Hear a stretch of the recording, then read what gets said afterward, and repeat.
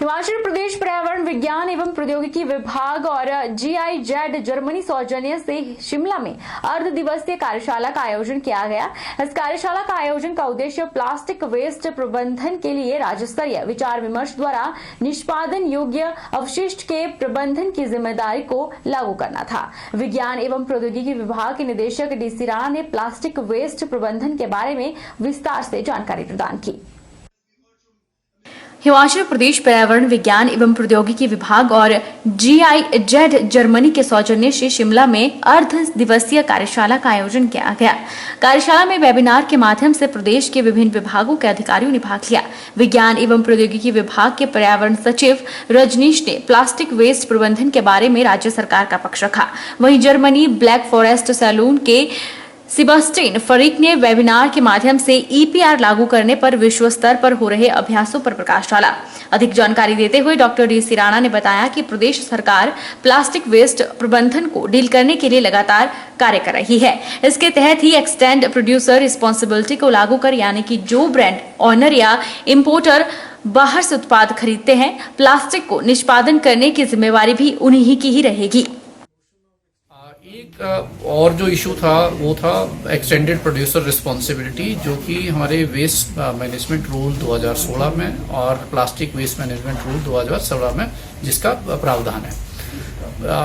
Extended producer responsibility का जो प्रावधान है उसका मतलब ये है कि जो भी प्रोड्यूसर्स हैं, जो भी ब्रांड ओनर्स हैं या इम्पोर्टर्स हैं जो बाहर से मटेरियल खरीदते हैं और उसमें प्लास्टिक का कंपोनेंट है, तो उसको डिस्पोज ऑफ करने की जिम्मेवारी भी उन्हीं की है। सोलन में कोरोना के बीच हिमाचल प्रदेश में सेवाएं दे रही आशा वर्करों का प्रतिनिधिमंडल स्वास्थ्य मंत्री डॉक्टर राजीव सैजल से मिला और राज्य में नियुक्त आशा वर्करों को स्थायी स्वरूप प्रदान करने की पुरजोर मांग उठाते हुए मांग पत्र भी सौंपा, जिसमें आशा कार्यकर्ताओं के मानदेय को बढ़ाने और आशा कार्यकर्ताओं को रेगुलर करने, राज्य के समस्त आशा वर्करों को आयुष्मान भारत राष्ट्रीय स्वास्थ्य सुरक्षा योजनाबद्ध से जोड़ने की मांग की।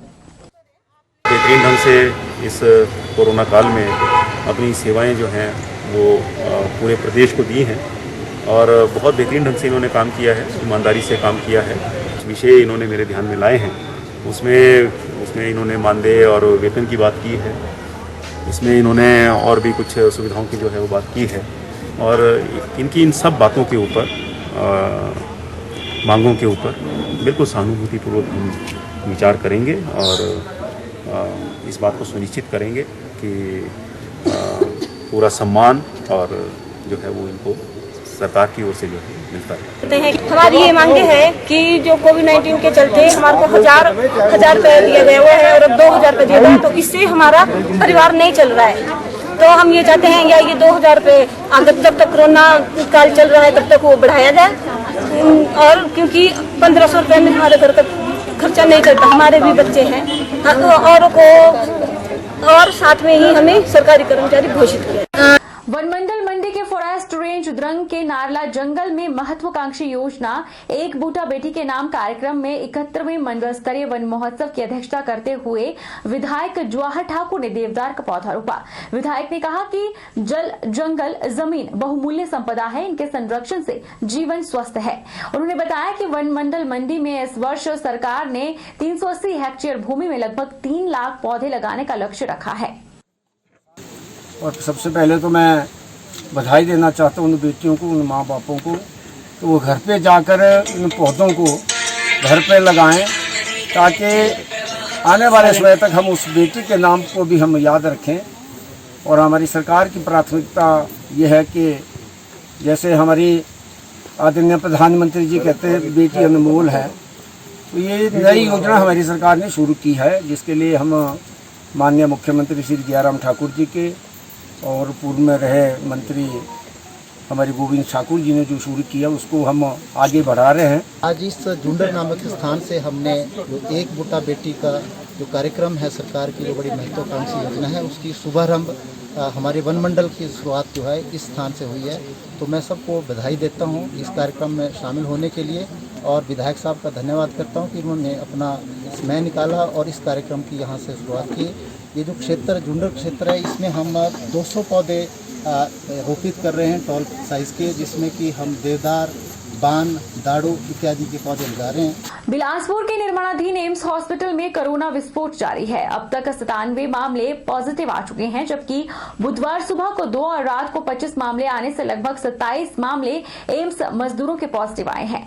कोविड-19 के पॉजिटिव मामलों का आंकड़ा 209 तक पहुंच चुका है। जिला स्वास्थ्य अधिकारी बिलासपुर डॉक्टर परमिंदर सिंह ने आम जनता से आग्रह किया है कि कोविड-19 को हल्के में न ले, इससे बचाव के प्रति सैनिटाइज करने और सफाई का विशेष ध्यान रखें। भीड़भाड़ वाले स्थान पर जाने से दूरी बनाएं। कल जो सैंपल हमने आईजीएमसी में भेजे हुए थे, उनमें से 28 नए पॉजिटिव केसेस आए हैं। पर ये जो 28 पॉजिटिव केसेस आए हैं, इनमें से 27 लोग ये एम्स जी की जो कंस्ट्रक्शन साइट है वहाँ पे जो काम करने वाले लोग थे और बाहर के राज्यों से आए थे, वो पॉजिटिव आए और एक केस हमारा घुमारनी से आया था। तो इनको मिला के अब तक हमारे पास 209 केसेस हो गए और जिनमें 69 लोगों का इलाज अभी तक हमारे पास ये जो हमारे कोविड के सेंटर्स हैं उनमें चला हुआ है। और एम्स में अभी तक नए नए केसेस निकल रहे हैं, क्योंकि ये लेट मतलब इनके पिछले महीने में जो लास्ट में लेबर आई थी उनमें से ज़्यादातर केस निकले हैं। तो और एम्स के ही अब एक बार फिर से हमने सैम्पलिंग की है, ताकि अगर और भी कोई केस होगा तो उसका पता चल जाएगा और उनको ट्रीटमेंट के लिए कोविड केयर सेंटर भेजा जाएगा, और ताकि बाकी लोगों को हम इस बीमारी से बचा सकें। हिमाचल के कई जिलों में भारी बारिश हो रही है। बात अगर मंडी जिला की करें तो बारिश से नदी नाले उफान पर हैं और जगह जगह भूस्खलन हो रहा है। अब तक बारिश से 125 करोड़ का नुकसान हो चुका है। मूसलाधार बारिश से मंडी पठानकोट एनएच पर मैगल के पास भी लोक निर्माण विभाग ने मशीन तैनात की है और मशीन की मदद से सड़क को बहाल करवाया जा रहा है। जिला मंडी में सभी जगह पर लगातार बरसात हो रही है और हमारे सभी जो अधिकारी है, सभी जो हमारे रेवेन्यू के स्टाफ है, उसके साथ साथ हमारे जो रिस्टोरेशन के लिए पीडब्ल्यूडी बाकी डिपार्टमेंट्स भी हैं, सभी लोग तैनात है, सभी लोग तैयार है। जहाँ पर भी दिक्कत आती है इमीडिएटली रिस्पॉन्ड करते हैं। कुछ स्लाइड्स आने की वजह से सड़क बीच में बंद हो जाती है, पर सभी जगह पर हमारी जेसीबी तैनात है डिपार्टमेंट की, या जो प्राइवेट जेसीबी है उनके साथ संपर्क किया हुआ है। तो हर जो मेन रोड्स हैं या जो बाकी लिंक रोड्स भी हैं, उन सब जगह पर किसी की रिस्पॉन्सिबिलिटी फिक्स की गई है। जैसे ही मैसेज मिलता है, इन्फॉर्मेशन आती है कि कहीं पर सड़क बंद हुई है, तो तुरंत हमारे लोग रिस्पॉन्ड करते हैं। हमारे पास डेली लॉस रिपोर्ट सभी विभागों से आती है इस बरसात के मौसम में, और अधिकतर लॉस पीडब्ल्यूडी के रोड्स का और इस आईपीएच का इस तरह से होता है। तो अभी जो एस्टिमेटेड लॉस है वो लगभग 125 करोड़ का लॉस, 125 करोड़ का लॉस अभी रिपोर्ट किया है, और उसकी डिटेल्स भी हमारे पास प्राप्त होती है और फिर ये सभी डिटेल्स इकट्ठा करके हम स्टेट को भेजते हैं। सुंदरनगर के पूर्व विधायक सोहनलाल ठाकुर ने वीरवार को हुई भारी बारिश के बाद रेस्ट हाउस चौक के प्रभावित इलाके का दौरा किया और कहा कि ये प्रशासन और लोक निर्माण विभाग की लापरवाही का नतीजा है। उन्होंने कहा कि समय रहते नालियां खुल गई होती तो आज बरसात का पानी सड़क से घर और दुकानों में नहीं घुसता। जो अंडरग्राउंड रास्ते का काम चला था, इस वजह से ये नुकसान हुआ है। प्रशासन इसके लिए जिम्मेदार है, क्योंकि इस काम को कंप्लीट नहीं किया गया और एक तरफा ये रास्ता जहां चला है उसकी वजह से सारा पानी एक तरफ चला गया और ये पानी यहां लोगों के घरों में घुसा है। मैं समझता हूं कि इसके लिए प्रशासन ये जो काम डिले हुआ है और काम की यहाँ ये ठेकेदार की कमी की वजह से हुआ है, इसकी भरपाई ये चाहे ठेकेदार करे चाहे प्रशासन करे, ताकि ये जो नुकसान है दोबारा ना हो और इसकी सुनिश्चित करे विभाग कि इस तरह की घटना दोबारा ना हो। बीबीएनडीए के अधिकारी की ओर से दंगे को अपना न बताने पर नालागढ़ के विधायक लखविंदर सिंह राणा ने आज नालागढ़ में पत्रकार वार्ता में बताया कि यह दंगा बीबीएनडीए की ओर से लग रहा था, जिसके काम के अवार्ड होने की प्रति भी दिखाई।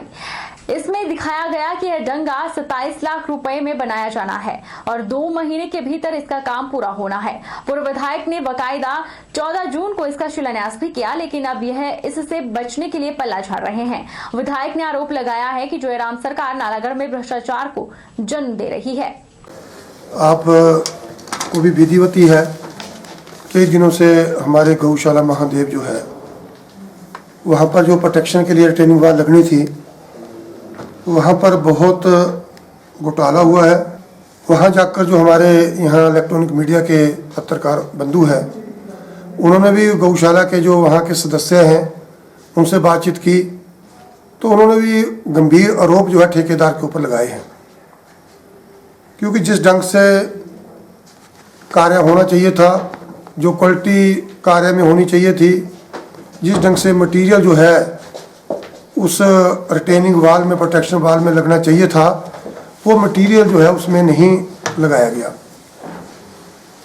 वही कारण हुआ कि उसके बाद जो वहाँ पर प्रोटेक्शन वाल लग रही थी और थोड़ी सी बारिश हुई, थोड़ी सी बारिश होने के बावजूद जो है वो डंगा जो रिटेनिंग वाल गौशाला के लिए लगाई गई थी, वो जो है तहस नहस हो गया। पहले इन्होंने मन गढ़ंत इनको फायदा पहुंचाने के लिए कंडीशनें लगाई गई, जिन कंडीशनों का इतने मूल्य के टेंडर के लिए आप पहले उठा के देख सकते हैं, ऐसी कोई कंडीशन बीबीएनडीए नहीं लगाया करता था। ये कंडीशनें लगती थी जी बड़े टेंडरों के लिए, करोड़ 2 करोड़ का अगर कोई बड़ा टेंडर है उनमें ये कंडीशन लगती थी। इसमें सबसे ज्यादा जो गौशाला की कमेटी को नुकसान हुआ है वो ये हुआ है कि गौशाला की कमेटी के सामने अगर मिक्सचर में मिलके माल डलता तो वहां पे अपना बंदा रखते, वो देखते कि कितने बट्ठल सीमेंट के डले, कितने बजरी के डले, कितने रेत के डले।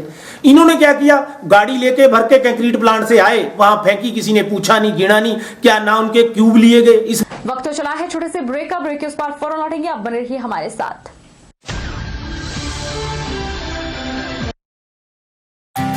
विजडम एजुकेशन सोसाइटी के सानिध्य में Vijay group of institute Himachal Pradesh university Shimla एवं Himachal Pradesh board of school education Dharamshala द्वारा मान्यता प्राप्त हिमाचल प्रदेश का एक अग्रणी शिक्षण संस्थान है।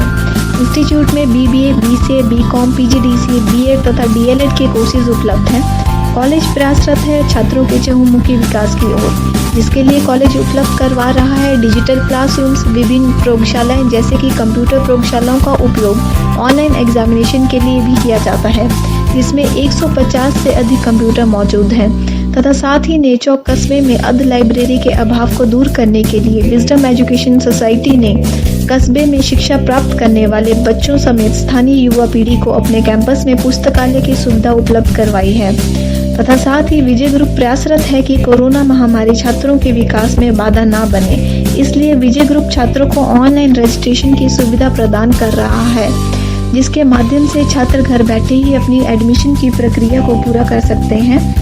इसलिए vijayinstitute.com वेबसाइट को विजिट करें तथा ऑनलाइन रजिस्ट्रेशन पर क्लिक करके फॉर्म को फिल करें। अधिक जानकारी के लिए हमें संपर्क करें।